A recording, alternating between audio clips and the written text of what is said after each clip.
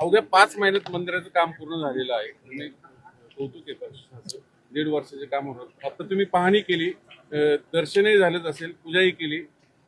मला अतिशय समाधान आहे. भीमाशंकर ज्योतिर्लिंग ज्याला संपूर्ण देशामध्ये मोठी मान्यता आहे, त्या ठिकाणी या ज्योतिर्लिंगाचं संपूर्ण काम आपण सुरू केलं होतं, ज्याच्यामध्ये मूळ मंदिर जे आहे त्या मंदिराचा सभामंडप, त्याचा जीर्णोद्धार आहे आणि परिसर विकास देखील आहे. आणि अतिशय वेगाने प्रशासनाने या ठिकाणी काम केलं आहे. जिल्हाधिकारी असतील, PWDचे आमचे अधिकारी असतील, इथले सगळे जिल्हा प्रशासनातले अधिकारी असतील, या सगळ्यांचं मी मनापासून अभिनंदन करतो की अतिशय चांगल्या प्रतीचं काम, अतिशय वेगाने काम त्यांनी या ठिकाणी केलं आहे. आणि आता जो परिसर विकास होणार आहे त्याच्यामध्ये अतिशय सुंदर अशा प्रकारे इथलं संपूर्ण परिवर्तन होणार आहे. मागच्या काळामध्ये इथला जो काही आराखडा आहे तो आराखडा आपण मंजूर केला. वळसे पाटील साहेब, बाबाजी, सगळे आमचे उपमुख्यमंत्री, सगळे लोक आम्ही होतो.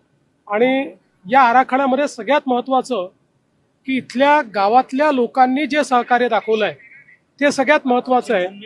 जवळपास 150 घरं जी आहेत ती सगळी शिफ्ट होत आहेत आणि आम्ही पण हा चंग बांधलेला आहे की त्यांना अतिशय सुंदर अशा प्रकारचं बाजूलाच आम्ही जागा देतो, तिथे गाव तयार करतो.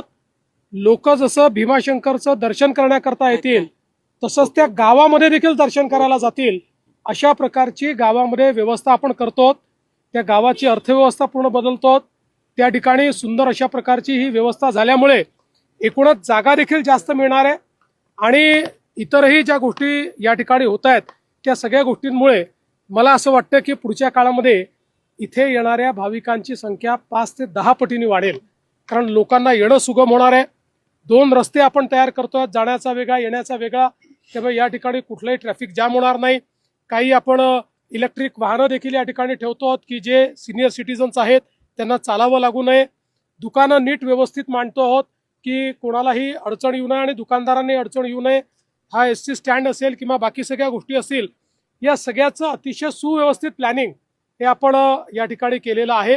आणि मला आनंद आहे, आज ही सगळे जो भाग आहे हा मी स्वतः बघितला आणि जे काम चाललंय ते बघितलं. मी अतिशय समाधानी आहे. मला विश्वास आहे रेकॉर्ड स्पीडमध्ये पुढच्या वर्षी कुंभ सुरू होण्याच्या आधी यातलं 90% काम आपण पूर्ण केलेलं असं. महाकालच्या धर्तीवर इथला कॉरिडॉर होईल का? नाही, हा अजून वेगळ्या पद्धतीचा होतोय. महाकाल हे एक आपल्याला माहिती आहे की उज्जैन गाव आहे, एक मोठं शहर आहे. हे अशी जागा आहे की ज्या ठिकाणी वाईल्ड लाईफ आहे, ज्या ठिकाणी प्रोटेक्टेड फॉरेस्ट आहे, ज्या ठिकाणी बायोडायव्हर्सिटी आहे.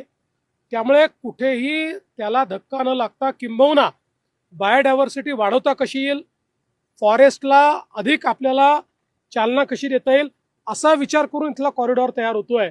त्यामुळे हा नैसर्गिक कॉरिडॉर असेल, हा सुंदर कॉरिडॉर असेल. लोकांना अतिशय नैसर्गिक, म्हणजे जे आपण म्हणतो की शिवशंकर कुठे असतात तर ते अशा ठिकाणी असतात की जिथे फक्त प्रसन्न वातावरण असतं, जिथे निसर्ग असतो. असा निसर्ग हा इथे पाहायला मिळतो. 2 दिवसामध्ये 2 दिवसात पावले साहेब दुसऱ्यांचे मुख्यमंत्री झाले. आज तुम्ही इथं आलेत मुख्यमंत्री म्हणून, PM होण्याचे ऑब्व्हियसली. मला आज एवढंच हवं आहे की अल निनोचं वर्ष आहे, त्यामुळे भीमाशंकराचा आशीर्वाद मिळावा आणि पाण्याचं डेफिसिट कमी व्हावं, एवढीच भीमाशंकराला आज प्रार्थना आहे.